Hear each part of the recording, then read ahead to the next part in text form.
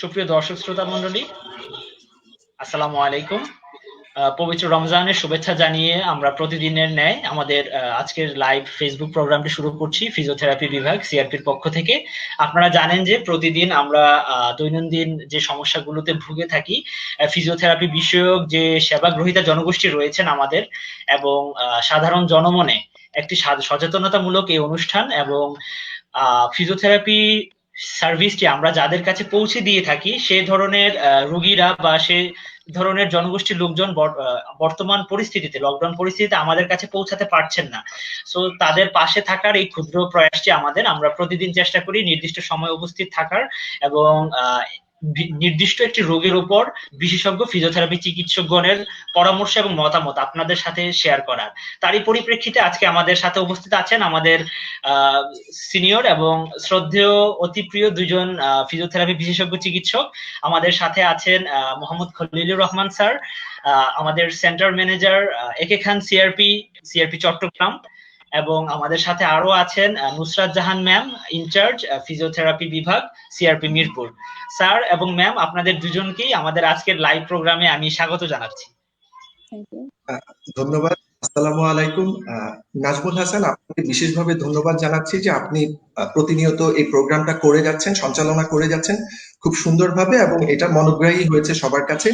আমি পাশাপাশি একটু ধন্যবাদ জানাতে চাই অ্যাসোসিয়েট প্রফেসর এবং head of department physiotherapy Mohammad Anwar Hossain স্যারকে যে এরকম একটা প্ল্যাটফর্ম তৈরি করেছেন এবং ফিজিওথেরাপিস্টরা এখানে তাদের বিভিন্ন মতবাদ দিতে পারছেন এবং প্রান্তিক পর্যায়ে যারা আমাদের উপকারভোগীরা আছে এবং ফিজিওথেরাপি সেবা নিচ্ছে, আমি আশা করি যে এই প্ল্যাটফর্ম থেকে তারা উপকৃত হবে। নিঃসন্দেহে স্যার, ধন্যবাদ। ম্যাম, আপনি কিছু বলতে চাইবেন?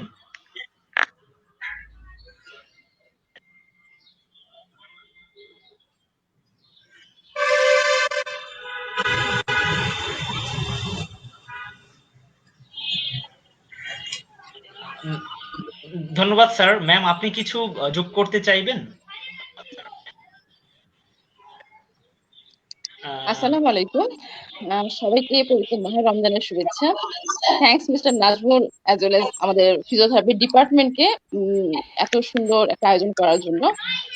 আর আমরা এখন সবাই জানি যে বাংলাদেশ সরকারের নির্দেশ অনুযায়ী করোনা প্রতিরোধে এখন বাংলাদেশের সারা দেশে এখন লকডাউন চলছে এবং আমরা জানি যে এবং এটা আমার দৃঢ় বিশ্বাস যে কোভিড-19 সে যে বিধিনিষেধ গুলো আছে সেগুলো আমরা খুব ভালোভাবে সবাই মেনে চলছি। যেমন আমরা সবাই ঘন ঘন হাত ধুতে হবে, 20 সেকেন্ড ধরে অবশ্যই আমাদেরকে হ্যান্ড ওয়াশ করতে হবে, সোশ্যাল ডিস্টেন্স মেনটেন করতে হবে এবং যতটুকু সম্ভব ঘরে থাকতে হবে। প্রয়োজন ছাড়া ঘরের বাইরে আমরা যাবই না বলতে গেলে। Thank you.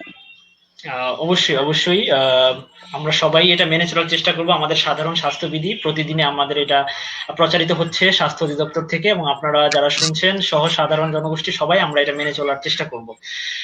সুপ্রিয় দর্শক শ্রোতা মণ্ডলী, আপনারা যেমনটা শুনছিলেন প্রতিদিনকার ন্যায় আমি শুরুতেই জানিয়ে রাখছি যে ফিজিওথেরাপি বিভাগের পক্ষ থেকে আয়োজিত এই অনুষ্ঠানটি আমাদের সাধারণ সচেতনতামূলক একটি অনুষ্ঠান এবং আপনারা জানেন যে আমাদের সিআরপির যে সার্ভিসটি, আউটডোর সার্ভিসটি বর্তমানে বন্ধ রয়েছে। সো বন্ধ থাকার প্রেক্ষিতে আমরা চেষ্টা করছি আমাদের পেশেন্টদের পাশে থাকার এবং তারই প্রেক্ষিতে হোয়াটসঅ্যাপ নাম্বারের মাধ্যমে সিআরপি ফেসবুক পেজে নির্দিষ্ট একটি ফি পূরণের মাধ্যমে আপনারা কানেক্ট হতে পারেন ভিডিও কলে। এছাড়াও আমাদের ফিজিওথেরাপিস্টদের জাতীয় যে সংগঠন বাংলাদেশ ফিজিওথেরাপি অ্যাসোসিয়েশন, তাদের টেলিমেডিসিন সেবা চালু রয়েছে জেলা ভিত্তিক এবং এছাড়াও অতি প্রয়োজনীয় ক্ষেত্রে আপনারা যুক্ত হতে পারেন আপনাদের নিকটস্থ বিশেষজ্ঞ ফিজিওথেরাপি চিকিৎসকগণের সাথে। আপনাদের শারীরিক সুস্থতা কামনা করে আজকের প্রোগ্রাম আমরা শুরু করছি। স্যার, প্রথমেই আপনার কাছে আমি চলে আসবো। খলিলুর রহমান স্যার, ইনচার্জ আমাদের সিআরপি চট্টগ্রাম একে খান সিআরপি সেন্টার। স্যার, প্রথমে আপনার কাছে জানতে চাইবো যে লকডাউন পরিস্থিতিতে মাংসপেশি, হাড় ও অস্থিসন্ধির ঠিক কি কি ধরনের সাধারণ সমস্যা হতে পারে বলে আপনি মনে করেন? ধন্যবাদ নাজমুল। এখানে যে বিষয়টা আসছে লকডাউনের কারণে কিন্তু আগে আমাদের যে মোবিলিটি ছিল কিংবা আমরা কাজের মধ্যে যেভাবে ব্যস্ততা ছিল আমাদের, সেখানে একটা সুবিধা ছিল যে আমরা কাজ করতাম, আমাদের এখানে আমাদের বডি সেল ড্যামেজ হতো, আবার দিন শেষে আমাদের হিলিং হতো। কিন্তু এখানে প্রবলেমটা হচ্ছে যে আমরা যখন লকডাউনে চলে আসার কারণে মানুষ কিন্তু সবাই এখন কোয়ারেন্টাইনের কারণে বাসায় অবস্থান করছে এবং বাসায় অবস্থান করতে গিয়ে কিন্তু তাদের ওই অ্যাক্টিভিটিস গুলো কমে গিয়েছে। তো এখন প্রবলেমটা হচ্ছে যে আমরা যখন আগে অ্যাফেক্টেড হয়েছি সেটার হিলিং এর একটা সুযোগ ছিল, কিন্তু এখন যখন আমরা এখানে আসছি, আমরা যে একটা দীর্ঘমেয়াদী কাজ করে আসছি এটার সাইড ইফেক্ট গুলো কিন্তু আমরা এখন অনুভব করব। কারণ হচ্ছে গিয়ে আমাদের সেই মোবিলিটি গুলো কিংবা আমাদের চলাচল এবং কার্যক্রম গুলো কিন্তু কমে গিয়েছে। এখন আমি যদি একটু সংক্ষেপে আগে বলে নিই যে মাস্কুলোস্কেলেটাল কিংবা হচ্ছে গিয়ে মাংসপেশি জনিত যে সমস্যা, এগুলো কোন ধরনের সমস্যাগুলো। এখানে যদিও মাংসপেশি এবং হাড়জনিত সমস্যার কথা বলা হচ্ছে, এখানে কিন্তু পাশাপাশি মাসেলের টেন্ডন অথবা স্নায়ু সেগুলো কোনোভাবে ইনভলভ থাকছে। এটার ঠিক হচ্ছে এটার আরেকটি নাম আছে, সেটাকে আমরা বলছি রিপিটেড স্ট্রেস ট্রমা। এখানে যদি আমি একটু ছোট্ট কিংবা সংক্ষেপে করে বলি যে রিপিটেড স্ট্রেস ট্রমাটা হচ্ছে কি এরকম ধরনের, যদি আমি একটি কলম দিয়ে একটি কাচের মধ্যে প্রতিনিয়ত আমি যদি এখানে শব্দ করতে থাকি, সেখানে যদি আঘাত করতে থাকি, প্রথম দিনে কিন্তু এটা ভেঙে যাবে না, কিন্তু একই পয়েন্টে বছরের পর বছর যদি আমি ওখানে আঘাত করতে থাকি, একটা সময় কিন্তু কাজটা ভেঙে যাবে। রিপিটেড স্ট্রেস ট্রমা বিষয়টা হচ্ছে এরকম, আপনি একটি ছোটখাটো কাজ করছেন তখন সমস্যা হচ্ছে না, কিন্তু একই ধরনের একই ইন্টেন্সিটিতে এবং একইভাবে কাজটা দীর্ঘ সময় করে যাচ্ছেন, এই কাজটা করতে গিয়ে আপনার শরীরের যে অংশগুলো বেশি করে কাজ করছে সেগুলো এফেক্টেড হয়। আমি যদি বলি যে একজন শিক্ষক যখন হচ্ছে গিয়ে ব্ল্যাকবোর্ডে লিখছেন, তখন তার আপার লিম্ব কিংবা তার হাতটি ব্যবহার করছেন, কিংবা তার খাতা দেখার সময় উনি সিগনেচার করছেন, তার কবজিটা অনেক ব্যবহার করছেন, আঙ্গুলটা ব্যবহার করছেন। এই যে রিপিটেড কাজের কারণে দেখা যাবে যে তার হাতে একটা সমস্যা হচ্ছে। আবার যদি আমি অন্যভাবে বলি যে যারা ডে লেবার, তারা দেখা যাচ্ছে যে ভারী জিনিস উঠাচ্ছে, মাথায় উঠাচ্ছে এবং একইভাবে একই ধরনের রিপিটেড কাজ করছে, তখন তাদের ঘাড়ে কোমরে এই ধরনের সমস্যাগুলো হতে পারে। এই সমস্যাগুলো হলে প্রথমে যেটা হবে যে বিভিন্ন কার্ডিনাল সাইন বা বিভিন্ন ধরনের সমস্যা সে দেখতে পারবে। আমি যদি খুব সহজ করে বলি যে মাস্কুলার স্কেলিটাল প্রবলেম গুলো 4টা ধাপে আপনি অনুধাবন করতে পারবেন যে আপনি মাস্কুলার স্কেলিটাল বা মাংসপেশি জনিত সমস্যায় আপনি আক্রান্ত হচ্ছেন। প্রথম ধাপটা হচ্ছে আপনার শারীরিক কিংবা আপনার শরীরের ওই অঙ্গটি ক্লান্তি বোধ করবেন। এর পরের ধাপটা হচ্ছে, কিন্তু আপনি যখন আবার বিশ্রামে চলে যাবেন আপনার ক্লান্তি ভাবটা চলে যাবে, আপনি আবার স্বাভাবিক অবস্থায় চলে যাবেন। কিন্তু এর পরের স্টেপটা হচ্ছে আপনাকে দেখা যাবে যে আপনি ডিসকমফোর্ট ফিল করছেন, কিংবা হচ্ছে গিয়ে একটা অস্বাভাবিক জড়তা কাজ করছে। এর থার্ড স্টেপ হচ্ছে আপনার এই অস্বস্তিকর ব্যথাটা তীব্র ব্যথায় রূপান্তরিত হবে এবং কিছুদিন পরে দেখা যাবে যে আপনার কার্যক্ষমতাই কমে যাচ্ছে। ঠিক এইভাবে করে মাস্কুলোস্কেলেটাল সমস্যাগুলো মানুষকে এফেক্টেড করছে। জি স্যার, অনেক ধন্যবাদ স্যার। স্যার এই ক্ষেত্রে আরো একটু জানতে চাইবো যে আমি সাধারণ শ্রোতাদের পক্ষ হয়ে যে ঠিক কি কি ধরনের প্রাথমিক সমস্যা, যেমন আপনি একটু বললেন অবসাদগ্রস্ততা, বা এর সাথে আরো কোনো ব্যাপার থাকবে কি? প্রাথমিক লক্ষণগুলো ঠিক কি হবে? মানে একজন মানুষ বা একজন সাধারণ মানুষ কিভাবে ঠিক বুঝবে যে তিনি এই ধরনের মাংসপেশি জনিত সমস্যা বা হাড় অস্থিসন্ধির সমস্যায় বা মাস্কুলোস্কেলেটাল ডিসঅর্ডার আমরা যেটা বলে থাকি তার দিকে এগিয়ে যাচ্ছে, এটা ঠিক আমরা কিভাবে বুঝবো? এগুলোর অনেকগুলো লক্ষণ আছে যেগুলো দেখে আলাদা করে আমি যে 4টা ধাপ বলেছি সেটা দিয়ে বুঝতে পারবে যে আস্তে আস্তে আমি এই মাংসপেশি জনিত সমস্যার মধ্যে আক্রান্ত হচ্ছি। এবং স্যার, স্পেসিফিক ভাবে যদি বুঝতে হয় যে আমি কিভাবে আক্রান্ত হচ্ছি, দেখা যাবে যে আপনার অস্থিসন্ধির গতি কমে গেছে। আগে যেভাবে আপনি অস্থিসন্ধিটা মুভমেন্ট করতে পারতেন, নড়াচড়া করতে পারতেন, আপনি হয়তো ব্যথার কারণে সেটা পারছেন না, আপনার সেখানে ব্যথা হচ্ছে, কিংবা হচ্ছে ফুলে গিয়েছে জায়গাটা, কিংবা আপনার কর্মশক্তি হ্রাস পেয়েছে। স্নায়বিক কিছু সমস্যা হতে পারে, যে দেখা যাবে যে অনুভূতি কমে গিয়েছে, আবার অবশ অবশ ভাব হচ্ছে, কিংবা জ্বালা পোড়া অনুভূতি থাকতে পারে, যন্ত্রণা, ব্যথা। তারপর আপনার যে ধরনের মাংসপেশিগুলো যেভাবে কাজ করার কথা এবং যেভাবে গতিগুলো থাকার কথা সেভাবে থাকবে না, তখনই বুঝতে পারবেন যে আপনি মাংসপেশি জনিত সমস্যাগুলোতে আক্রান্ত হয়েছে। জি, জি। অনেক অনেক ধন্যবাদ স্যার। সুপ্রিয় দর্শক শ্রোতা, আপনারা যেমনটা শুনছিলেন, আমরা সাধারণ সময়টার সাথে বর্তমান সময়ের একটা অবশ্যই তফাৎ রয়েছে, আমরা যেটা স্যারের কাছ থেকে খুব সুন্দরভাবে বুঝলাম। এবং এই পরিস্থিতিটা আমাদেরকে কাটিয়ে ওঠার জন্য অবশ্যই আমরা আরো কিছু সাধারণ পরামর্শ স্যারদের কাছ থেকে, ম্যামের কাছ থেকে শুনবো। আপনারা আমাদের সাথেই থাকুন। তো ম্যাম, আমি আপনার কাছে চলে আসবো। শ্রদ্ধেয় নুসরাত জাহান ম্যাম, আমাদের সিআরপি মিরপুর ফিজিওথেরাপি বিভাগ ইনচার্জ। ম্যাম, আপনার কাছে জানতে চাইবো যে বর্তমান পরিস্থিতিতে আমাদের যে লাইফস্টাইল আমরা লিড করছি, আমাদের যে পোস্টারাল যে স্ট্যাটাস আমরা মেনটেন করছি, তারপর আমাদের যে অনেকটা বলা যেতে পারে সিডেন্টারি লাইফস্টাইলের মতোই বলা যেতে পারে। তো এই লাইফস্টাইলটা কিভাবে আমাদেরকে মাসকুলোস্কেলেটাল ডিসঅর্ডার তথা আমাদের হাড়, অস্থিসন্ধি, মাংসপেশিকে কিভাবে সমস্যায় ফেলতে পারে, কিভাবে আরো সমস্যাগুলো বাড়িয়ে দিতে পারে? দুটো প্রশ্ন ম্যাম, কিভাবে আমরা সমস্যায় পড়তে পারি এবং যারা অলরেডি এই সমস্যাগুলোতে আক্রান্ত আছেন তাদের ক্ষেত্রে আরো কিভাবে বেড়ে যেতে পারে? থ্যাঙ্কস মিস্টার নাজমুল এত সুন্দর একটি কোশ্চেন করার জন্য। যেহেতু আমরা এখন লকডাউনে আছি, ঘরেই অবস্থান করছি, সেহেতু ঘরে থাকাকালীন আমাদের কিছু খারাপ পোস্টার অথবা অকওয়ার্ড পোস্টার অথবা আমাদের সেডেন্টারি লাইফ, যেগুলো আমাদেরকে আসলে আরো বেশি খারাপের দিকে নিয়ে যাচ্ছে, বা আমাদের শরীরের মাংস, হাড়, জয়েন্টকে আরো বেশি সমস্যায় পরিণত করছে। সেক্ষেত্রে আমি বলবো যে প্রথমে আমি একটু আগে জানায় নিব যে আসলে নর্মাল পোস্টারটা কি, তাহলে আমরা বুঝতে পারবো যে সেটা থেকে আসলে আমরা কিভাবে আমাদের নর্মাল পোস্টারটা না মেনটেন করে আমরা অ্যাবনর্মাল পোস্টারে চলে যাচ্ছি। নর্মাল পোস্টারটা হচ্ছে যখন আমাদের বডি আপরাইট পোস্টারটা থাকে এগেইনস্ট গ্র্যাভিটিতে, তখন এটা আসলে বডি যে শোয়া, বসা অথবা দাঁড়ানো অবস্থায় বডি যে আপরাইট পজিশন করে সেটাকে আমরা বা সাধারণ কথায় বলতে পারি যে আমরা যদি আপরাইট পজিশনটাকে আমরা নর্মাল পোস্টার বলি। এখন যখন আমরা এই আপরাইট পোস্টারটা মেনটেন করব না, ঠিক তখনই কিন্তু আমাদের অকওয়ার্ড পোস্টার বা অ্যাবনর্মাল পোস্টারটা চলে আসবে। আমাদের ঘরে থাকার কারণে আমাদের এই প্রবলেম গুলো এখন অনেক বেশি হচ্ছে। এখন আমি একটু খুব হালকা ভাবেই জানাবো বা সাধারণ ভাবেই জানাবো যে এই পোস্টার গুলো কিভাবে হচ্ছে। আমরা জানি যে আমরা বাসায় দীর্ঘক্ষণ বসে অথবা দাঁড়িয়ে কাজ করি, সেক্ষেত্রে আমাদের এই অকওয়ার্ড পোস্টার তৈরি হতে পারে। অথবা এখন আমরা অনেকেই বাসায় অফিসের কাজ করি, তো অফিসের কাজ করার সময় আমরা টেকনোলজি ইউজ করতেছি, যেমন ল্যাপটপ, সেলফোন, এগুলো আমরা ইউজ করছি।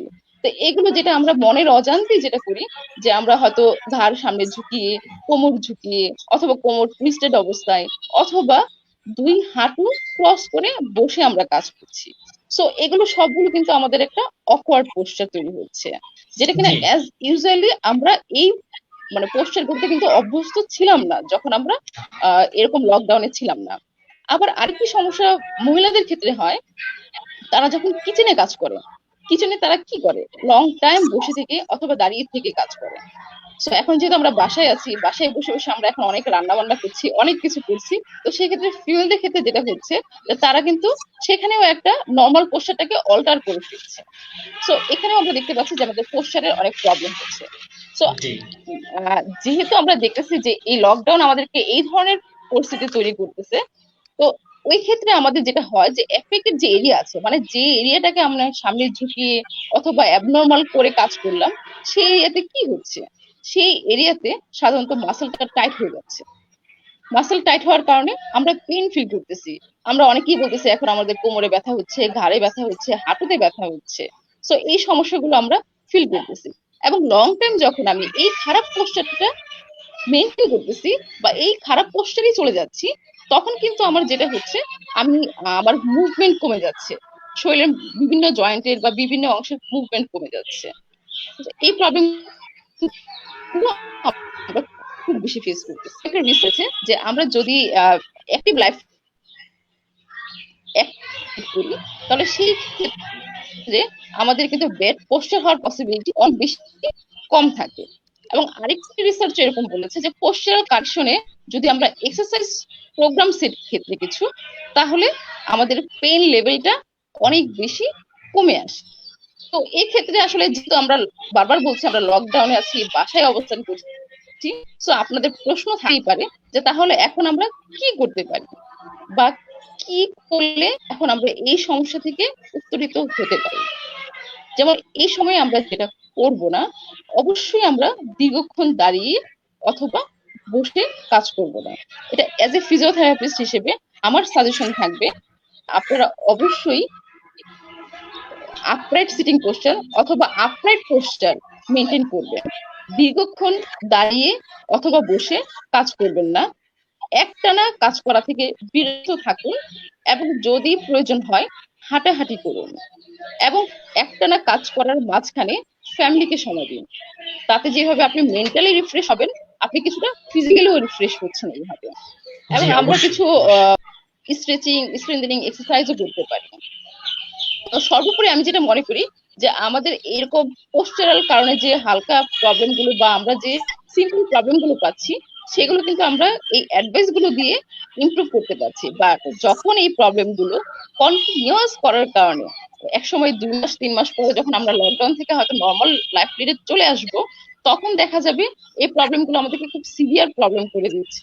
এবং একসময় দেখা যাবে যে ঘাড় থেকে হয়তো হাত ব্যথা চলে আসতেছে, বা কোমর থেকে পায়ে চলে যাচ্ছে, ঝিঝি, অবশ এগুলো চলে আসতেছে। তো এই জিনিসগুলোকে যদি আমরা ট্রিটমেন্ট করতে চাই, সেক্ষেত্রে অবশ্যই আমাদেরকে একজন অভিজ্ঞ ফিজিওথেরাপিস্টের শরণাপন্ন বা তার আন্ডারে থেকে ট্রিটমেন্টটা কন্টিনিউ করতে হবে। Thank you. নিঃসন্দেহে নিঃসন্দেহে অনেক ধন্যবাদ ম্যাম। সুপ্রিয় দর্শক শ্রোতা, আপনারা যেমনটা শুনছিলেন, আমরা এই সময়টাতে খুব বেশি ইনএক্টিভ থাকছি, অথবা আমাদের লাইফস্টাইল গুলো আমরা প্রপারলি মেনটেন করছি না, আমাদের বডির পজিশন গুলো আমরা কাজের ক্ষেত্রে আমরা খুব বেশি খেয়াল করে চলছি না। তো সেক্ষেত্রে এগুলো আমাদের যে বর্তমান যদি বিদ্যমান সমস্যাগুলোকে আরো বাড়িয়ে তুলতে পারে, অথবা আমরা সাধারণ যারা আছি আমাদের কোনো ধরনের সমস্যা নেই, আমরা সমস্যায় পড়ে যেতে পারি। তো অবশ্যই আমরা এই বিষয়ে সজাগ দৃষ্টি রাখবো, এবং এই আমাদের এই স্বল্প সময়ের প্রোগ্রামটার এটি উদ্দেশ্য আপনাদের কাছে মেসেজটি পৌঁছে দেওয়া, যেন আপনারা কোনোভাবেই নতুন করে কোনো ধরনের মাংসপেশি, হাড় কিংবা অস্থিসন্ধির রোগে আক্রান্ত না হন। এবং আপনারা যদি এতে কিছুটা হলে উপকৃত হয়ে থাকেন, আমাদের এই অনুষ্ঠান করার সার্থকতা অবশ্যই আসবে ইনশাআল্লাহ। ধন্যবাদ ম্যাম। আমি শ্রদ্ধেয় স্যারের কাছে চলে আসবো, মোহাম্মদ খলিলুর রহমান স্যার, বিশেষজ্ঞ ফিজিওথেরাপি চিকিৎসক। স্যার, আপনার কাছে জানতে চাইবো যে মাংসপেশি, অস্থিসন্ধি, বা আমরা যদি ইংরেজিতেও বলি যে জাস্ট জয়েন্ট, মাসেল, এগুলোর যে ডিজিজ নিয়ে আমরা আজকে কথা বলছি, কমনলি কোনো ডিজিজ বা কোনো রোগের নাম আছে কি যেটা আমাদের পেশেন্টরা সহজে বুঝতে পারবে? হয়তোবা পেশেন্টদেরকে সহজে আমরা রিচ করতে পারছি না যে আমরা ঠিক কি কন্ডিশন গুলো নিয়ে কথা বলছি, বা উদাহরণস্বরূপ আপনি কিছু রোগের নাম বলতে পারেন কি? ধন্যবাদ। এরকম খুব কমন কিছু রোগ আছে যেগুলো নাম শুনলেই রোগীরা বুঝতে পারবে যে এগুলো হচ্ছে কি মাংসপেশি জনিত সমস্যা, যেটা হচ্ছে কি আমাদের কাছে খুব কমনলি যে পেশেন্ট গুলো আসে, যেমন হচ্ছে টেনিস এলবো নিয়ে আসে, গলফার্স এলবো নিয়ে, যেটা হচ্ছে কোমরের মধ্যে টেন্ডন এবং মাসেলের সংযোগস্থলে একটা ব্যথা হয়। আবার দেখা যাবে যে ডিপ ওয়ার্বেন টেনোসাইনোভাইটিস নামে একটা প্রবলেম আছে, সেখানেও এই ধরনের কার্পাল টানেল সিনড্রোম, এই ধরনের কিছু রিস্টের কিছু জটিলতা আছে, যে রিপিটেড এই অ্যাক্টিভিটিস গুলোর কারণে কিংবা মাংসপেশি জনিত সমস্যাগুলোর মধ্যে এগুলো হয়ে থাকে। তো এখন বিষয়টা হচ্ছে যে আমরা কিভাবে এই কাজগুলো করছি, কিভাবে পরিহার করছি, এগুলো হচ্ছে দেখার বিষয়। এবং লকডাউনে আমরা যখন এখানে আসবো, আমরা কিভাবে এগুলোকে পরিহার করব। এখন আমরা যদি কোনো কারণে এই ধরনের জটিলতাগুলো থেকে যদি আমরা এফেক্টেড হয়ে যাই, তাহলে আমাদের একটা ম্যানেজমেন্ট আছে। আপনারা জানেন যে এই লকডাউনে আমাদেরকে সাংঘাতিকভাবে উপকার করছে পুলিশ এবং হচ্ছে গিয়ে আর্মি। তো পুলিশ নিয়ে একটা কনসেপ্ট আছে। পুলিশ হচ্ছে আপনাকে যেটা করতে হবে, একটা ম্যানেজমেন্ট আছে, প্রোটেকশন দিতে হবে। যদি কোনো কারণে আপনি ওই অস্থিসন্ধিতে কিংবা মাসেলে যদি কোনো কারণে সমস্যা হয়, তাহলে আপনাকে ওখানে প্রোটেকশন দিতে হবে ফার্স্টে, যেন ওই জায়গাটাতে আপনি পুনরায় ব্যথা না পান। এর পরের কাজটা হচ্ছে অপটিমাম লোডিং। এখন আমাদের বিষয়টা হচ্ছে যে আমরা অনেক সময় কোথাও ব্যথা পেলে কিংবা ব্যথা যখন হচ্ছে আমরা কমপ্লিট রেস্টে চলে যাচ্ছি, সেটাও কিন্তু করা যাবে না। আমাদের হিলিং প্রসেস কিংবা ক্ষত পূরণের জন্য মিনিমাম একটা লোড সেখানে দেওয়ার প্রয়োজন আছে, কিন্তু এটা সবার শেষে। এরপরে আসেন হচ্ছে গিয়ে আইস। আমাদেরকে আইস দিতে হবে। যদি কোথাও জয়েন্টটা ফুলে গিয়ে থাকে, সেখানে আমাদেরকে আইস দিতে হবে। তবে এটা হয়তো 3 থেকে 5 দিনের মতো যদি প্রাথমিক অবস্থা ফোলাটা থাকে। পরবর্তীতে গিয়ে সেখানে হয়তো আপনাকে গরম সেক দিতে হতে পারে। এরপর আসছে এলিভেশন। যেহেতু জয়েন্টটা ফুলে গিয়েছে, তাহলে আপনাকে হার্ট লেভেলের উপর থেকে, মানে আমরা যদি শুয়ে থাকি আমাদের হৃদযন্ত্রটা যে লেভেলে আছে তার থেকে একটু উঁচুতে আমরা রেখে দিব, যেন আমাদের ফোলাটা কমে যায়। এরপরে আসছে কম্প্রেশন। এখন যে জায়গাটা ফুলে গিয়েছে, আমরা যদি কোনো প্রেসার গার্মেন্ট অথবা কোনো ইলাস্টিক কাপড় দিয়ে আমরা ওখানে প্রেসার দিয়ে রাখি, তাহলে আমাদের সুবিধা হচ্ছে যে ওই জায়গাটা ফোলাটা কমে যাবে, এবং আমরা এই যে মাংসপেশি জনিত যে সমস্যাগুলো বলছি, আমরা বাসায় বসে এটা সমাধান করে নিতে পারবো আশা করি। নিঃসন্দেহে স্যার। সুপ্রিয় দর্শক শ্রোতা, আপনারা যেমনটা শুনছিলেন, ঠিক কি কি রোগগুলো সাধারণত হয়ে থাকছে মাংসপেশি, হাড় এবং অস্থিসন্ধির সমস্যায়, যেগুলোকে আমরা মাস্কুলোস্কেলেটাল ডিসঅর্ডার বলছি, এবং এ থেকে আমরা কিভাবে সহজে এই সময়টাতে পরিত্রাণ পেতে পারি এবং এই সময়টাতে এই পরিস্থিতি কাটিয়ে উঠতে পারি, এবং আশা করছি আপনারা এত উপকৃত হবেন। অনেক ধন্যবাদ স্যার। আমি ম্যামের কাছে চলে আসব। ম্যাম, মাংসপেশি, হাড়, অস্থিসন্ধির সমস্যায় খুবই কমন আমরা দেখে থাকি যে হাড় ক্ষয়জনিত একটা রোগ সাধারণত সব বেশিরভাগই যারা পেশেন্ট আছেন তাদের ক্ষেত্রে দেখা যেতে পারে, এবং বিশেষত মহিলাদের ক্ষেত্রে অনেক ক্ষেত্রে বেশিও দেখা যায়।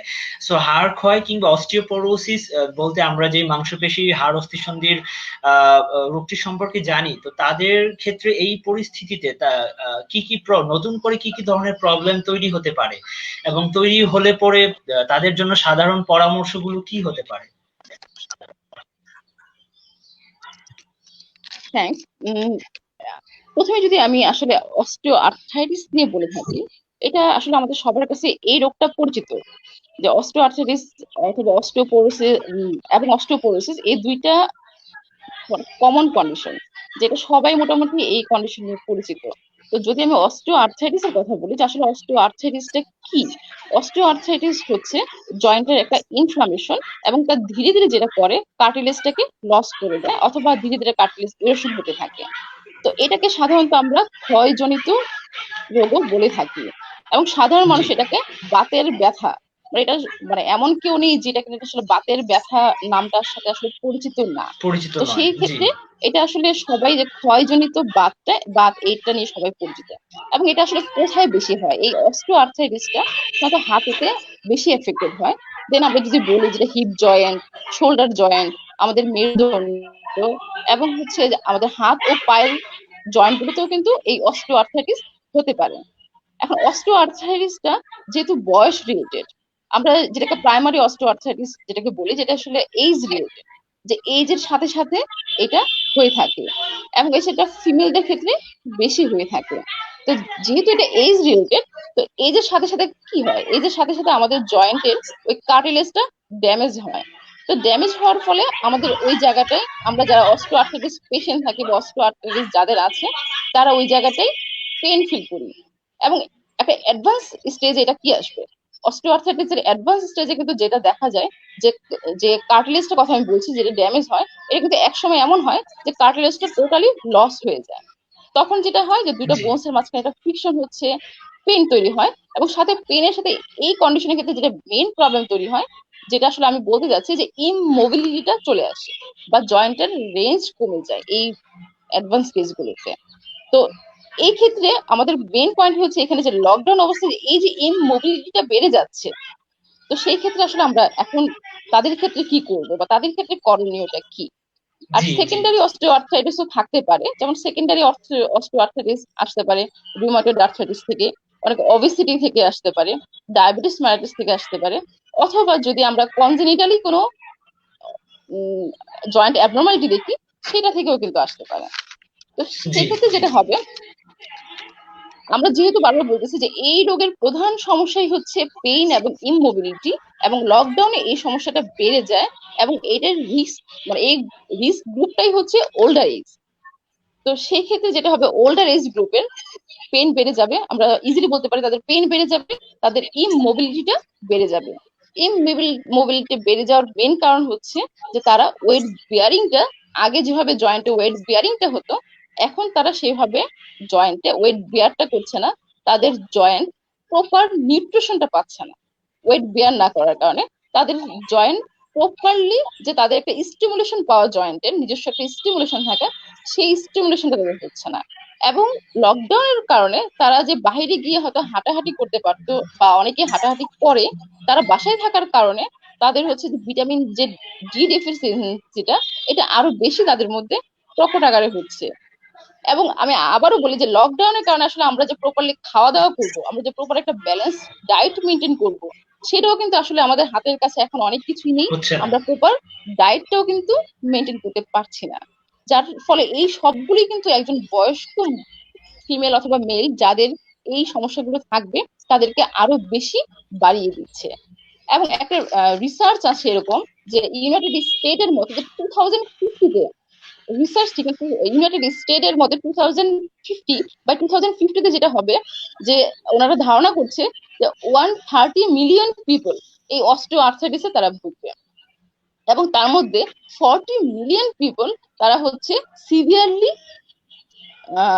ডিসেবল হবে এই রোগের ক্ষেত্রে। সো এটা কিন্তু আমাদের জন্য খুবই অ্যালার্মিং যে আমরা মানে একটা বড় অ্যামাউন্টের লোকজন বা বড় হিউজ আকারের লোকজন হচ্ছে যে তারা এই ডিসেবিলিটির দিকে যাচ্ছে।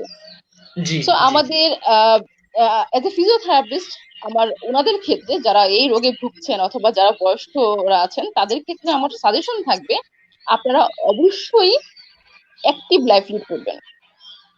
এখন লকডাউনে আছি বলেই আমরা ইনঅ্যাক্টিভ থাকবো ব্যাপারটা তা না, শুধু শুয়ে বসে আমরা দিন কাটাবো ব্যাপারটা কিন্তু তা না, আমাদেরকে অ্যাক্টিভ লাইফে চলে আসতে হবে, কারণ এটাই আমাদেরকে প্রধান মানে রিমেডি হিসেবে কাজ করবে। সো আমরা যেটা করবো অ্যাক্টিভ লাইফ লিড করার চেষ্টা করব, আমাদেরকে প্রপার যতটুকু সম্ভব প্রপার ডায়েট ব্যালেন্স করতে হবে, এবং এই সময়ে অতিরিক্ত খেয়ে ওয়েট গেইন করা অবশ্যই যাবে ওয়েট গেইন, এবং তাদেরকে এই সময়ে ডায়াবেটিস কন্ট্রোল রাখার চেষ্টা করতে হবে, তাদেরকে যতটুকু সম্ভব হাঁটাহাঁটি করার চেষ্টা করতে হবে। তাহলে কিছু এক্সারসাইজ করা যেতে পারে, যেমন হচ্ছে যে স্ট্রেচিং এক্সারসাইজ বা খুব কিছু light exercise, free hand exercise যেগুলোকে তাদেরকে জয়েন্ট গুলোকে ফ্রি রাখে, এরকম এক্সারসাইজ গুলো ওনারা করতে পারে। টোটালি আসলে আমি বললাম এটা অস্টিও আর্থ্রাইটিস নিয়ে, কিন্তু এখন যদি আমি অস্টিওপোরোসিস নিয়ে বলি, অস্টিওপোরোসিসটা কি? আমরা জানি যে বোনসটাকে ধীরে ধীরে ফ্রেজাইল করে দেওয়াই হচ্ছে অস্টিওপোরোসিস।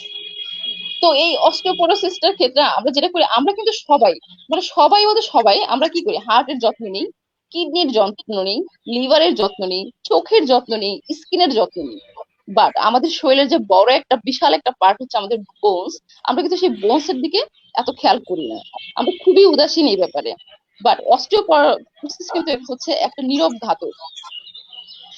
একটা রিসার্চে এমন এসেছে যে যাদের হিপ সার্জারি করা হয়েছে তাদের মধ্যে 25% পিপল মারা গিয়েছে 6 মাস থেকে 1 বছরের মধ্যে। সো এটাও কিন্তু আমাদের একটা অ্যালার্মি যে হিপ ফ্র্যাকচারের কারণে আমাদের এই মানুষগুলো মারা যাচ্ছে। তো জি অস্টিওপোরোসিস হলো মানে কাদের ক্ষেত্রে বেশি হয়, যেমন এটা ওভার 50 এজে তাদের ক্ষেত্রে অস্টিওপোরোসিসটা ডেভেলপ করে। ফিমেলরা যারা তাদের মেলদের চাইতে ফিমেলদের 4 গুণ বেশি থাকে এই অস্টিওপোরোসিসটা হওয়ার পিছনে।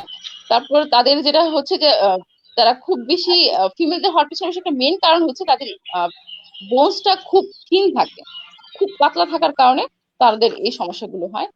ভিটামিন ডি ডেফিসিয়েন্সিটা কারণে অস্টিওপোরোসিস হতে পারে। আবার অনেকে আমরা ক্যালসিয়াম জাতীয় খাবারগুলো ইনটেক কম করি, যার ফলে আমাদের বোনস এর যে ডেন্সিটি বা বোনস এর যে ঘনত্ব সেটা ধীরে ধীরে কমে আসে, এবং একসময় ফ্র্যাকচার হওয়ার একটা চান্স থাকে। আমরা যদি বলি যে আমরা অনেকদিন ধরে ইমোবাইল আছি, যেমন হচ্ছে কোনো একটা সার্জারি থেকে হতে পারে, অথবা হতে পারে যে আমার কোন একটা ইনজুরি থেকে আমি অনেকদিন ধরে ইমোবাইল অবস্থায় আছি, এই ইমোবাইলটাও কিন্তু আমাদেরকে ধীরে ধীরে অস্টিওপোরোসিসের দিকে অগ্রসর করে।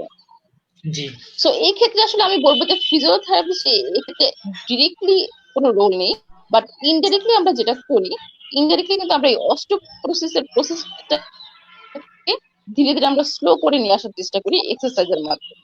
এবং জি এই অবশ্যই এক্সারসাইজ গুলো অবশ্যই হচ্ছে ওয়েট বিয়ারিং এক্সারসাইজ এবং রেজিস্ট্যান্স এক্সারসাইজ।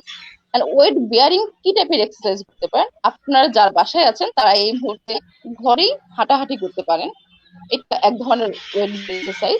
তারপর আপনার যদি সম্ভব হয়, যদি ওই ধরনের পেইন না থাকে, তাহলে আমি বলবো আপনারা স্টিয়ারিং স্টিয়ারিং করবেন, জগিং করবেন, এগুলো ভালো ওয়েট বিয়ারিং এক্সারসাইজ। আর যদি আমি বলি যে রেজিস্ট্যান্স এক্সারসাইজের কথা, তাহলে যদি পসিবল হয় আমরা ওয়েট লিফটিং এক্সারসাইজ গুলো করবো, যদিও এটা ফিজিওথেরাপিস্টের পরামর্শ অনুযায়ী করবেন, তাহলে এগুলো নিঃসন্দেহে আমাদেরকে খুব নিঃসন্দেহে বেশি সচল রাখতে হেল্প করবে। আর এই ক্ষেত্রে যেটা হয় যে আমাদের ফিমেলরা যেহেতু এই ক্ষেত্রে খুবই ভালনারেবল এবং তাদের হার খুব, তো সেই ক্ষেত্রে যারা যাদের বাসায় বয়স্ক ফিমেল আছেন তাদের দিকে একটু খেয়াল রাখবেন, তারা যেন পড়ে না যায়, কারণ পড়ে যাওয়া থেকে এই সময় ফ্র্যাকচার হলে খুব বেশি রিস্ক থাকবে তাদের জন্য। Thank you. অনেক ধন্যবাদ সুপ্রিয় দর্শক শ্রোতা, আপনারা যেমনটা শুনছিলেন ম্যাম খুব সুন্দর করে আমাদেরকে বুঝিয়ে বললেন ঠিক অস্টিও আর্থ্রাইটিস এবং অস্টিওপোরোসিস কিভাবে আমাদেরকে ক্ষতিগ্রস্ত করছে এবং কিভাবে আমরা এই ডিজিজ কন্ডিশন গুলোকে যতটা না সম্ভব সুস্থ হওয়া তার চেয়ে ডিজিজ কন্ডিশন গুলোকে কিভাবে আমরা এদেরকে স্লো ডাউন করে দিতে পারি, এদের প্রোগ্রেসটাকে আরো কমিয়ে দিতে পারি এবং একটা বেটার লাইফস্টাইল মেনটেন করতে পারি, এবং আশা করছি যে আপনারা এতে অবশ্যই উপকৃত হবেন। অনেক ধন্যবাদ ম্যাম আপনাকে আবারও। আমি চলে আসবো শ্রদ্ধেয় খলিলুর রহমান স্যারের কাছে। স্যার, আমরা যেমন এতক্ষণ ধরে কথা বলছিলাম মাস্কুলোস্কেলেটাল ডিজিজ এবং এর পরিপ্রেক্ষিতে যে সমস্যাগুলোতে আমরা ভুগে থাকি এগুলো সাধারণ পরামর্শ নিয়ে, তো আপনার কাছে আমরা আরো জানতে চাইবো যে আমরা যে বর্তমান সময়টাতে আছি, সো আমাদেরকে প্রিভেনশনে আমরা ঠিক কি করতে পারি, কি ধরনের পরামর্শ আপনার পক্ষ থেকে থাকবে প্রিভেনশনের জন্য এই কন্ডিশন গুলো থেকে বেঁচে থাকতে? ধন্যবাদ। আমরা এই কন্ডিশন থেকে যদি বেঁচে থাকতে চাই তাহলে আমাদের অনেকগুলো কিছু জেনারেল প্রিভেনশন রুলস মেনটেন করে চলতে হবে। যদি আমরা এগুলো মেনটেন করে চলতে পারি তাহলে কিন্তু এটা কিন্তু ভয় পাওয়ার কিছু নাই যে মাস্কুলোস্কেলিটাল একটা প্রবলেম, মাংসপেশি জনিত সমস্যা, এখানে কিন্তু ভয় পাওয়ার কিছু নাই। এখানে যেটা দরকার যে একটা ডিসিপ্লিন কিছু মেনে চলতে হবে, সেই বিষয়টা আপনার মাথায় রাখতে হবে। প্রথম কাজ আমরা যেটা করবো যে আমরা যখন কাজ করছি, আমরা যখন বাসায় থাকছি কিংবা অফিসে থাকছি, আমরা যখন লিফটিং করছি, আমরা যখন কোনো একটা ভারী জিনিস উঠাচ্ছি, বিষয়টা এমন না যে আমরা শুধুমাত্র ভারী জিনিস উঠালেই আমাদের ঘাড়ে, কোমরে, হাতে আমরা ব্যথা পেতে পারি। এটা যখন আমার পকেট থেকে যখন আমার মোবাইলটা পড়ে যাচ্ছে, তখন আমি মোবাইলটা কিভাবে উঠাচ্ছি ফ্লোর থেকে। এখন আপনাকে মাথায় রাখতে হবে যে আমরা যখনই কোনো একটা ভারী জিনিস উঠাবো, আমাদের সবসময় মাথায় মনে রাখতে হবে যে আমাদের মেরুদণ্ডটা যেন সোজা থাকে। যদি মেরুদণ্ড সোজা থাকে তাহলে কিন্তু আমরা হাড়, কোমর এবং বিভিন্ন ধরনের জটিলতাগুলো থেকে বেঁচে যাবো আমরা। এরপর আরেকটা বিষয় আসছে যে আপনি প্রপার ওয়েতে লিফটিংটা করলেন, কিন্তু জিনিসটা যখন আপনি এক জায়গা থেকে আরেক জায়গায় স্থানান্তর করবেন, তখন আপনি বিষয়টা কিভাবে স্থানান্তর করবেন। তখন প্রথম কাজ হচ্ছে গিয়ে আপনি হাঁটু ভেঙে কোমর সোজা রেখে জিনিসটা নিবেন, তারপর শরীরের কন্টাকে নিয়ে এসে শরীরের যত কাছাকাছি নিয়ে আসা যায় ওজনের জিনিসটা, সেটা নিয়ে এসে তারপর আপনি আরেক জায়গায় স্থানান্তর করেন। এখানে আমি একটা বিশেষ বিষয় আপনাদেরকে বলতে চাই যে আমরা অনেক সময় করি কি, আমরা এই প্রিন্সিপালটা মেনটেন করার চেষ্টা করি, কিন্তু বিষয়টা হচ্ছে আমার সেই অবজেক্টটা যখন আমি ডেস্টিনেশনে রাখতে চাচ্ছি তখন আমরা বডিটাকে টুইস্ট করছি। ভারী জিনিসটা ওঠানোর পরে যখন আমি বডি টুইস্ট করছি, এটা কিন্তু মারাত্মকভাবে আমাদের মাংসপেশিতে আঘাত করে। তো আমাদেরকে মাথায় মনে রাখতে হবে যে আমরা যখন ভারী জিনিসটা উঠাবো, আমরা যেন সোজাভাবে উঠাই এবং সোজাভাবে গিয়ে প্রয়োজনে পায়ের মুভমেন্ট করব। পায়ের মুভমেন্ট করে অবজেক্টটাকে আমরা নির্ধারিত জায়গায় রাখবো। এরপরে আসেন আমরা যখন হচ্ছে এখন এখন যেমন হচ্ছে আমরা যখন বাজার করছি কিংবা আমরা যখন কোনো একটা ভারী জিনিস নিচ্ছি, তখন অনেক সময় আমরা করছি কি আমরা এক হাত দিয়ে বহন করছি। এতে সমস্যা হয় কি, আমাদের বডির যে কোনো একটা পার্শ্ব হচ্ছে গিয়ে ওজনটাকে নিচ্ছে এবং এফেক্টেড হচ্ছে। কিন্তু আপনি যদি হচ্ছে যে কোনো ওজনকে দু হাতে, ওই ওজনটাকে ডিভাইডেড করে যদি আপনি দু হাতে ভাগ করেন, তাহলে কিন্তু আপনার শরীরে প্রেশারটা কমে যাবে। আমি এখানে আরেকটা জিনিস অ্যাড করতে চাই ওজন ক্যারি করার বিষয়। যদি আপনি যখন একটা ওজন ক্যারি করছেন, এটা যদি কোনো কারণে ভারী হয়ে যায়, আপনি যখন আরেকজন ব্যক্তিকে এখানে অ্যাড করবেন সেই ওজনটা উত্তোলন করার জন্য, তখন কিন্তু ওই ওজনের 1/3 ওজন কমে যাবে। সেই জন্য চেষ্টা করতে হবে যখন কোনো ভারী জিনিস উঠাবো, সাথে কোনো সহযোগী কাউকে এখানে ইনভলভ করা যায় কিনা। এরপরে আসে যে আমরা অনেক সময় যেটা করছি যে প্রপার পোস্টার মেনটেন করছি না। এখন যেহেতু লকডাউনের মধ্যে আমরা আছি, আমরা আমাদের প্রত্যেকটা মানুষই এখন কম্পিউটার, ল্যাপটপ কিংবা মোবাইলের মধ্যে আমরা এখন কাজ করছি। প্রবলেমটা হচ্ছে আমরা কিন্তু ওয়ার্ক এট হোম হওয়ার কারণে আমাদেরকে বাধ্য হয়ে কিন্তু কম্পিউটার কিংবা ল্যাপটপের সামনে বসতে হচ্ছে এবং অফিসের কাজগুলো আমরা বাসায় করছি। এখন এখানে বিপত্তিটা হচ্ছে আমরা যখন বাসায় অফিসে কাজ করি তখন কিন্তু আমরা পোস্টারটা মেনটেন করতে পারি, কিন্তু প্রবলেম হচ্ছে আমি যখন বাসায় কাজ করছি আমরা কিন্তু এই পোস্টার সম্বন্ধে সাংঘাতিকভাবে অসচেতন হয়ে যাই, এবং এই দীর্ঘমেয়াদী যখন এই লকডাউনে আমরা থাকবো আমাদের কিন্তু মারাত্মকভাবে এই মাস্কুলোস্কেলেটাল প্রবলেম গুলোতে আমরা জর্জরিত হব। এরপর বিষয় আসছে যে আমি বসবো, বসার কিছু নিউট্রাল পোস্টার আছে, আমি যখন দাঁড়াবো দাঁড়ানোর কিছু নিউট্রাল পোস্টার আছে। আমি যখন দাঁড়াবো চিন্তা করতে হবে যে না আমার বডি একেবারে ইরেক্ট থাকে, হিপটা 90 ডিগ্রি, এবং নি জয়েন্ট 90 ডিগ্রি এইভাবে যেন আমরা বসি। এবং দাঁড়ানোর বিষয়ে একটা বিষয় আসছে যে আপনি যখন দাঁড়িয়ে কোনো কাজ করবেন, দীর্ঘ সময় যদি আপনাকে দাঁড়িয়ে কাজ করতে হয়, তখন একটা কাজ করতে হবে যে আপনার ওয়েটটাকে লিফটিং করতে হবে। এক সময় আপনি ডান পায়ে ভর দিয়ে কাজ করেন, বা পাটাকে উঁচু কোথাও রাখেন, আবার বা পায়ে ওজন দেন, ডান পাটাকে উঁচু কোথাও রাখেন। এভাবে করে ওয়েট শিফট করতে হবে যেন আপনার পা বিশ্রাম পায়, তাহলে আপনার মাংসপেশি জনিত সমস্যাগুলো কমে আসবে। এরপর কিছু আছে যে আমরা ডেইলি লাইফ অ্যাক্টিভিটিতে কিছু মিস্টেক করি।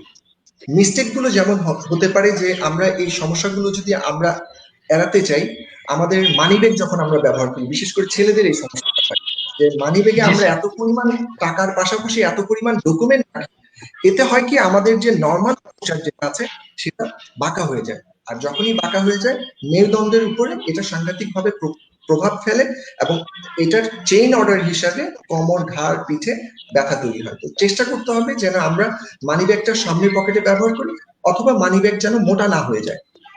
আরেকটা স্যার। বিষয় আসছে যে আমরা অনেক সময় ব্যাগ ব্যবহার করছি, কাঁধের ব্যাগ ব্যবহার করছি। অনেক সময় দেখবেন যে এখন কর্পোরেট অফিসগুলোতে এক কাঁধে ব্যাগ বহন করছে, কিংবা ফার্মাসিউটিক্যালস কোম্পানিতে যারা কাজ করছে তারা এক হাতে ওজন বহন করছে, কিংবা কাঁধে ব্যাগ বহন করছে। এখন এই জায়গাটায় চেষ্টা করতে হবে যে আমরা যেন দু কাঁধে ব্যাগ বহন করি, এবং আমাদের ওয়েটটা যেন সিমেট্রিক্যাল বা সমান্তরাল ভাবে আমাদের বডিতে এই প্রেশারটা পড়ে। এবং আরেকটা হচ্ছে গিয়ে এইভাবে যদি আমরা কাজগুলো করি, তাহলে অসামঞ্জস্যপূর্ণ ভাবে আমাদের শরীরে যেভাবে মাংসপেশিগুলোতে আঘাত হচ্ছে, এই আঘাতগুলো হবে না। এবং আমাদের এই প্রিভেনশন গুলো যদি আমরা মেনটেন করি, কারণ আমি যদি মাস্কুলোস্কেলেটালের একটা তথ্য আপনাকে দিই, WHO এর একটা পরিসংখ্যানে বলা হয়েছে যে one of the leading cause of disability হচ্ছে কি মাস্কুলোস্কেলেটাল কন্ডিশন, আর তার মধ্যে সিঙ্গেল লিডিং কজ হচ্ছে ব্যাক পেইন। আর আমরা অনেক সময় হয় কি, আমরা প্রতিবন্ধী বলতে কিংবা ডিসএবিলিটি বলতে আমরা ভাবি যে কারো যদি অঙ্গহানি হয়ে থাকে, কিংবা যদি কোনো প্রতিবন্ধী বাচ্চা, তাদেরকে প্রতিবন্ধী বলছি। কিন্তু আমরা জি কিন্তু জি। মাস্কুলোস্কেলেটাল কন্ডিশন বা মাংসপেশি জনিত সমস্যার কারণে যে ডিসএবিলিটি হয়, সেটা কিন্তু ওয়েল অ্যাড্রেস এখন পর্যন্ত হচ্ছে না। আচ্ছা। আমি আপনাকে আরেকটা তথ্য দিই যে একটা মানুষের এই সম্পূর্ণ জীবদ্দশায় 16% সময় তাকে কিন্তু ডিসএবিলিটি নিয়ে বাস করতে হয়। কিন্তু এই 16% সময়টা কিন্তু আমরা কিন্তু তাকে সেইভাবে পুনর্বাসন কিংবা সেবাটা কিন্তু আমরা এনশিওর করতে পারছি না। এই যে কিছুক্ষণ আগে যে আমি প্রিভেনশনের কথাগুলো বলেছি, আমি আশা করি যে জি স্যার। আমরা যদি এই প্রিভেনশন মেজার গুলো যদি আমরা ফলো করি, তাহলে আমাদের 16% ডিসএবিলিটি আমাদের জীবদ্দশায় এই সংখ্যাটা হয়তো জিরোর কোঠায় চলে আসবে। তো এইভাবে আমাদেরকে প্রিভেনশন গুলো মেনটেন করতে হবে। জি স্যার, অনেক ধন্যবাদ এত সুন্দর করে আমাদেরকে বুঝিয়ে বলার জন্য। সুপ্রিয় দর্শক শ্রোতা যারা শুনছিলেন, আশা করছি আপনারা খুব সহজেই বুঝতে পারলেন যে আমাদের ঠিক মাস্কুলোস্কেলেটাল প্রবলেম গুলো কি থেকে তৈরি হচ্ছে, এবং কিভাবে এটা আমাদের লাইফস্টাইলকে প্রভাবিত করছে। বর্তমান পরিস্থিতিতে আমরা কিভাবে এ থেকে বেঁচে থাকতে পারি, এবং আমাদের সময় এবং আমাদের লাইফ গুলোকে আমরা আরো বেটার করতে পারি। তবে স্যার এবং ম্যাম যে নির্দিষ্ট পরামর্শগুলো দিয়েছেন বিশেষজ্ঞ ফিজিওথেরাপি চিকিৎসক হিসেবে, সেগুলো আপনাদের জীবনে কাজে আসবে এবং আমরা সুস্থ থাকবো ইনশাআল্লাহ। স্যার এবং ম্যাম, আমি আপনাদের দুজনকে আবারও ধন্যবাদ জানাতে চাই আমাদের আজকের এই প্রোগ্রামে উপস্থিত হয়ে আপনাদের মূল্যবান পরামর্শ আমাদের সাধারণ ফিজিওথেরাপি চিকিৎসা সেবা গ্রহীতা যে জনগোষ্ঠী রয়েছে তাদের পাশাপাশি সাধারণ জনমনে সচেতনতা বৃদ্ধিতে সহায়ক হিসেবে কাজ করবে বলে আমি মনে করি। এবং সুপ্রিয় দর্শক শ্রোতা, আজকের মতো আমরা আমাদের যে পরামর্শমূলক অনুষ্ঠানটি এখানেই শেষ করব। আমরা চাইবো যে আপনারা সুস্থ থাকুন, নিরাপদে থাকুন, সাধারণ স্বাস্থ্যবিধি মেনে চলুন, স্বাস্থ্য অধিদপ্তর কর্তৃক প্রদত্ত যে সাধারণ বিধিনিষেধগুলো রয়েছে তা যথাযথভাবে মেনে চলুন, এবং আপনাদের পরামর্শ, যে কোনো ধরনের প্রশ্ন আমাদের কাছে রাখুন। আমরা চেষ্টা করব তা নিয়ে কথা বলার জন্য প্রতিদিন ভিন্ন ভিন্ন টপিকের উপরে। এবং এরও পাশাপাশি আরো জানিয়ে রাখতে চাই, সিআরপি ফিজিওথেরাপি বিভাগ সবসময় আপনাদের পাশে রয়েছে। আপনারা নির্দিষ্ট রেজিস্ট্রেশনের মাধ্যমে হোয়াটসঅ্যাপ নম্বরে 1-to-1 ডিরেক্ট ভিডিও কলে কানেক্ট হতে পারেন, এবং বাংলাদেশ ফিজিওথেরাপি অ্যাসোসিয়েশন কর্তৃক টেলিমেডিসিন সার্ভিস চালু রয়েছে আপনাদের সার্বিক সহযোগিতায়। তো আপনাদের সুস্বাস্থ্য কামনা করে আমি আজকের প্রোগ্রাম শেষ করব। শ্রদ্ধেয় স্যার এবং ম্যামকে আবারও ধন্যবাদ জানাচ্ছি আমাদের এই প্রোগ্রামে থ্যাংকস অংশগ্রহণ করে তাদের পরামর্শ দেওয়ার জন্য। ধন্যবাদ স্যার, ধন্যবাদ ম্যাম। সুপ্রিয় দর্শক শ্রোতা, আপনারা সবাই ভালো থাকবেন, আপনাদের সুস্বাস্থ্য কামনা করছি। আসসালামু আলাইকুম।